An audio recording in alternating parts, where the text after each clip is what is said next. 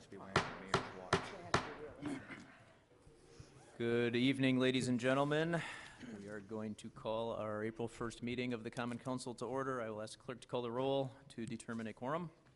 Alderperson Reinke. Here. Rhodes. Here. Vitale. Here. Weigel. Here. Barzak. Here. Chapletsky. Here. Lysick. Here. May. Here. Probst. Here. 9 present, unexcused. We have a quorum. Alderman Reinke will lead us in the Pledge of Allegiance.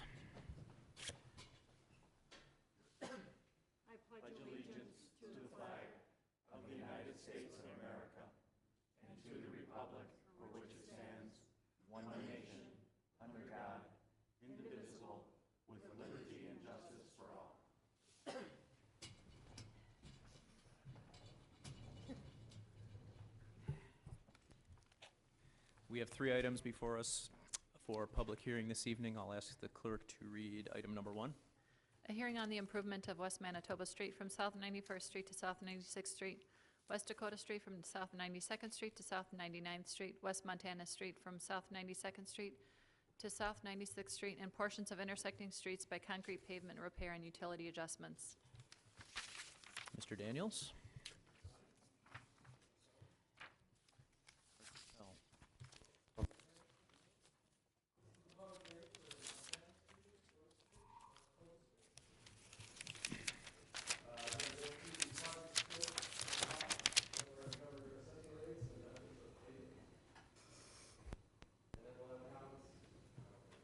I don't think that is on. I don't know. Anybody else? Can you guys hear him? No. Oh, there we go. There we go. Okay. All right. Okay. Here's the public hearing for Montana, Dakota, Manitoba Street. I'm going to go through the project cost and scope. We're going to cover assessment rates and methods of payment. We're going to have comments and questions from the Common Council and then from citizens affected. Then the hearing will be closed and the project will be referred to the Board of Public Works tonight, and we would anticipate a decision later tonight by the full council. Here are the project limits for Montana. We're going from 92nd Street to 96th Street. Here are the project limits for Dakota. We're going from 92nd Street to 99th Street. And the project limits for Manitoba from 91st Street to 96th Street. Here's some photographs from Montana Street. The concrete curb and gutter and pavement was installed in 1965, so that is 49 years old. The pavement is severely cracked and full of potholes. Dakota Street was paved in 1961, so it's 53 years old. It looks very similar with lots of potholes at the joints. These dark spots indicate that we've had to send people out time after time to fill the potholes year after year. That's very expensive and difficult for the city to do. And then here's Manitoba Street, which was paved in 1964, and that is 50 years old. And here the joints are severely deteriorated and patched with asphalt. So this project will include the removal of just the deteriorated curb and gutter and pavement. So we would install new sections of concrete curb and gutter and pavement just where the pavement is bad. The street would remain open at all times, and instead of waiting for the pavement to deteriorate even further so that it would need expensive, costly work, this project will improve the ride and extend the useful life for at least 10 years or more.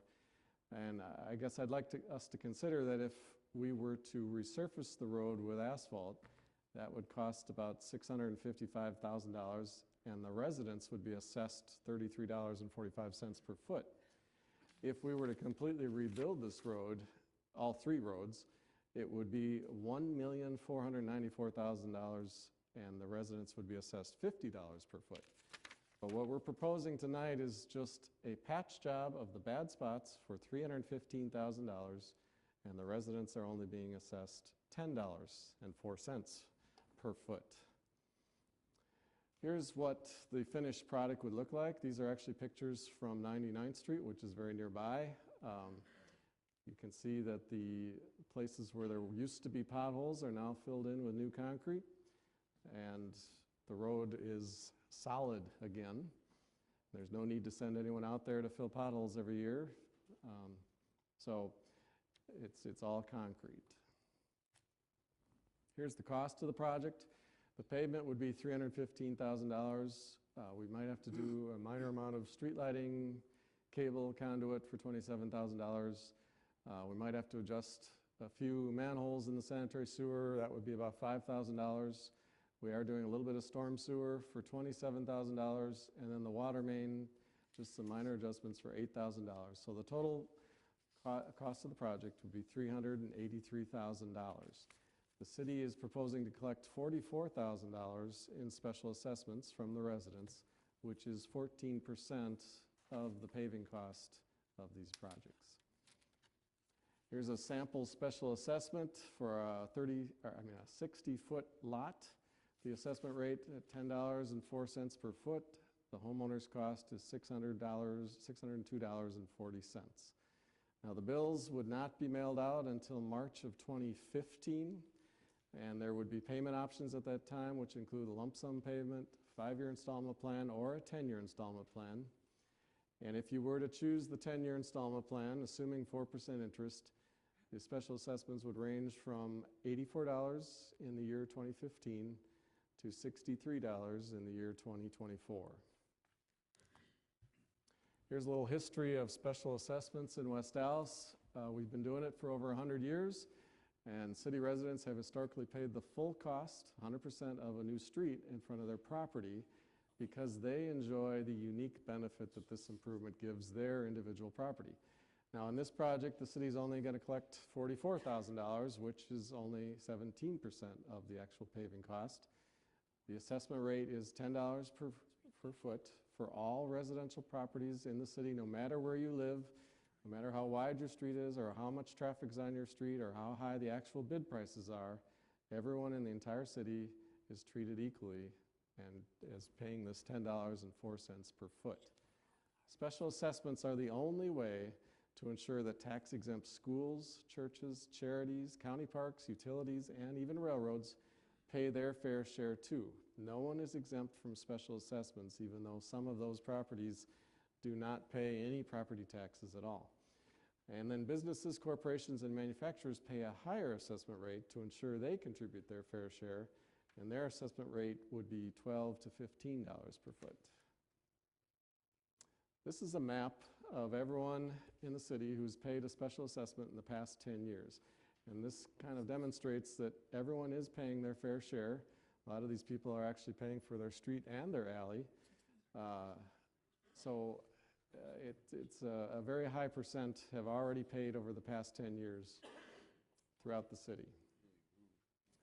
And then I just wanted to mention that the city does borrow the funds for this project, so the city would pay interest to these municipal bondholders over the next 10 years. So the city passes along these interest charges to residents that choose the 5 or 10-year payment plan. The city does not make a profit off the interest that we charge. At this time, we'll have any comments or questions. Thank you, Mr. Daniels. Are there any questions from the Common Council on this item? Okay, seeing none, is there anybody in the audience with questions on this item or comments? If you have them, I'd ask you to come up to the podium and the microphone.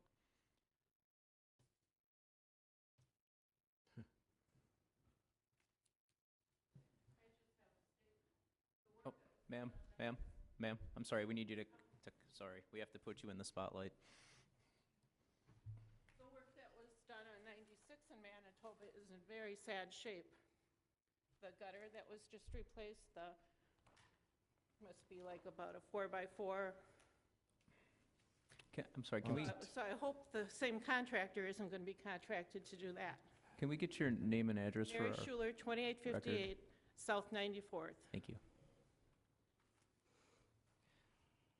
Are there any other questions or comments on this item?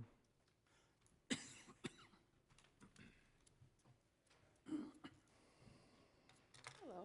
Hi. Hi, I'm Michelle Kreiser, 2859 South 94th Street. I think the roads are going to look great if they get redone. My main concern is, especially in the mornings on those streets, traffic goes by extremely fast because they're not stop signs. So would we be able to get some maybe assistance with police presence for the high speed of the traffic on those roads? We can let the department know, and they'll try to Great. pay extra attention to that area. Okay, thank you. Thanks. Any other questions or comments on public hearing number 1? Okay. Seeing none, we will close our first public hearing, and I will ask the clerk to read public hearing number 2.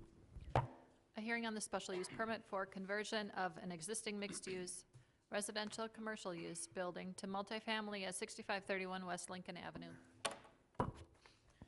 Mr. Scher? Thank you, Mayor.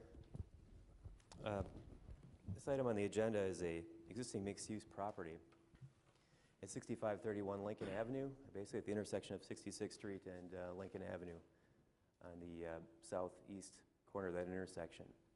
Again, it's currently in a mixed-use building consisting of 6 apartment units with a 3,000 square feet of commercial on the ground floor.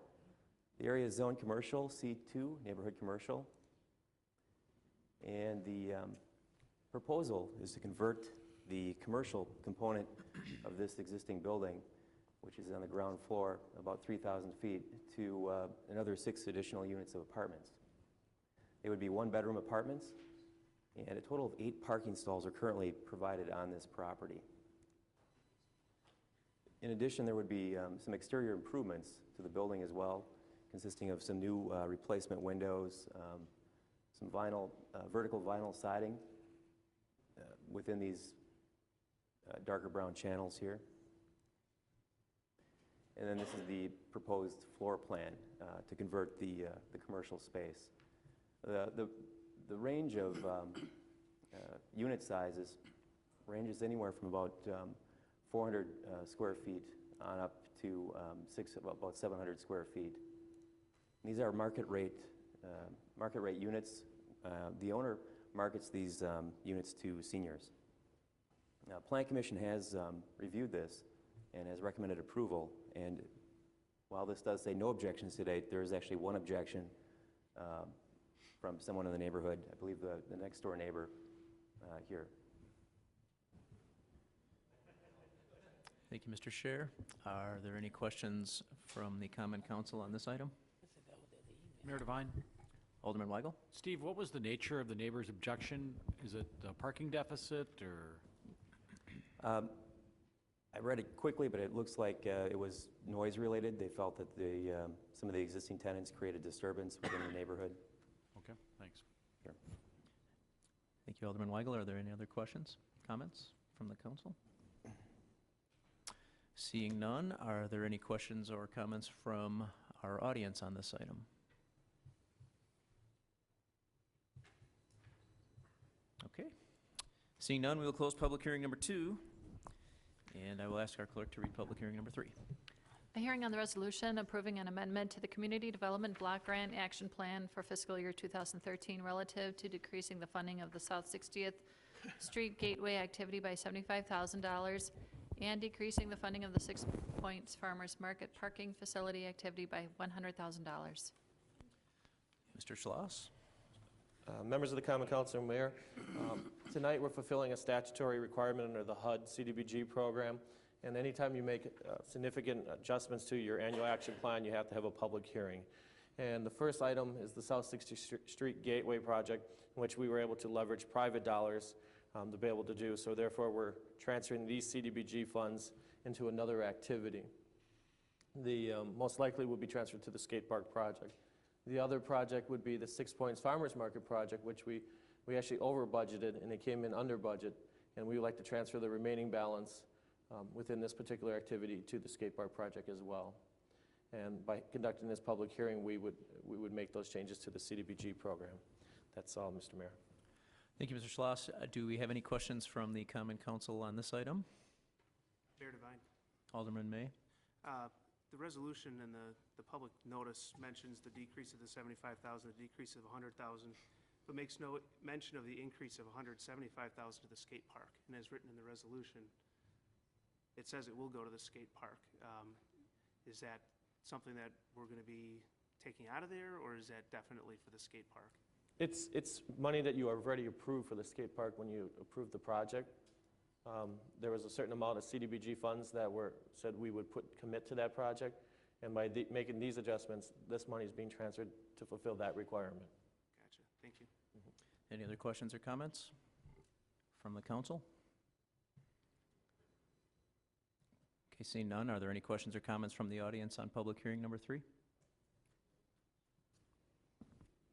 Okay, seeing none, we will close public hearing number 3, and we will move on to citizen participation.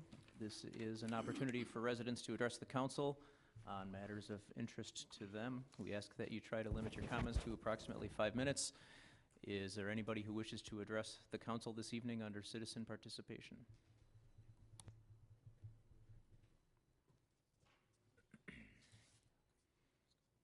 All right. Seeing nobody, we will close citizen participation and move on to item F on your agenda. Our standing committees will be meeting during recess. One note is that room 113 will be utilized for the Public Works Committee and the License and Health Committee due to the election taking place in room 128. Also, the joint referrals will be taking place here in the council chambers in order to accommodate the extra people and not cram them all into room 113. Item G, Mayor's Report. I have a couple of new businesses to welcome to West Allis. I attended a ribbon cutting grand opening for Rue 21 Clothing Store, which is in the West Allis Town Center shopping mall at 67th and Greenfield. There also was an opening for the Twisted Bistro, which is a new restaurant that opened at 1126 South 70th Street in the old Allis Chalmers complex. And also Pope Auto Works opened on 102nd and Greenfield. It's an auto repair place owned and operated by West Allis residents. A couple Thursdays ago, as a lot of you may know, the popular television show Around the Corner with John McGivern, West Allis version debuted, and it was very well done. They had a premiere party with probably 350 people at the State Fair Park, and when we got the ratings, it turned out to not only be the highest rated show that they have ever put together in the 3 seasons of Around the Corner. It did the best, but it also, in its 7 to 7:30 time slot, swept the ratings. It beat every major network, including the opening rounds of March Madness. So we were all very happy to see that a 30-minute positive commercial for our city was witnessed by so many people. The city newsletter went out. As some of you probably have seen, we went very heavy on the theme of cleaning up your property. Everything is melting out there. So we're asking people to do some spring cleaning, and hopefully that cleaning will go on into the summer with people cutting their grass regularly and cleaning up after their animals and trying to keep their properties looking as nicely as possible. I also announced today I am going to be doing a series of community meetings, calling it Coffee with the Mayor, and it's going to be on the first and third Mondays. It's going to be at Urban Joe Cafe. It's going to start at 9 in the morning, just inviting residents to stop out and have a cup of coffee, just talk about how we can work to make West Allis an even better place to live. And lastly, I want to brag about our fire department. The Climb for Air at the First Wisconsin building was won by the the firefighter portion was won by the fire department from West Allis for the 5th year out of 6. And the winning team consisted of Joe Gopinski, Jesse Schwark, Zeke Dombrowski, Dan Rohde, and Steve Kaltenbrunn, with an average time of 8 minutes and 47 seconds to climb 41 stories with 70 pounds of firefighter gear on. The fastest firefighter was from West Allis. That was Joe Gopinski out of 300 firefighters. He also finished 12th overall, but none of the 11 that finished before him were carrying the 70 pounds of gear. So I want to congratulate the fire department on that. I believe that concludes the mayor's report this evening. Do we have any reports from the alder persons? Mayor Devine. Alderman Probst. I'd like to announce to the residents of West Allis that the West Allis Fire Department will be holding an open house on May 17th at Station 2, which is located at 2040 South 67th Place. And to remind everybody, as a member of the Library Board of West Allis, we offer a number of internet and computer safety and basic classes that we have. And if for those of you interested in learning how to use a computer for the first time, how to use the internet, and how to use any of the software programs, please consider checking our website and looking at those programs offered at our library. Thank you, Alderman. Any other reports from the alderpersons? Mayor Devine, Alderman Lysick. I move for approval of the minutes of the Common Council regular meeting of March 18th, 2014. Second. There's a motion and a second by Alderman Reinke. Is there any discussion? All in favor? Aye. All opposed? Motion carries. Item J on your agendas, I'll ask for a motion to refer items 4, 5, 6, 7, and 8 to the city attorney. So moved. Second. Motion by Alderman May, second by Alderman Probst. Is there any discussion? All in favor? Aye. All opposed? Motion carries. Item K, standing committee reports, we have none. Mayor Devine, Alderman Lysick. I move that we stand in recess until conclusion of the committee reports. Second. There's a motion and a second by Alderman Vitale. Any discussion? All in favor? Aye. All opposed? We are in recess.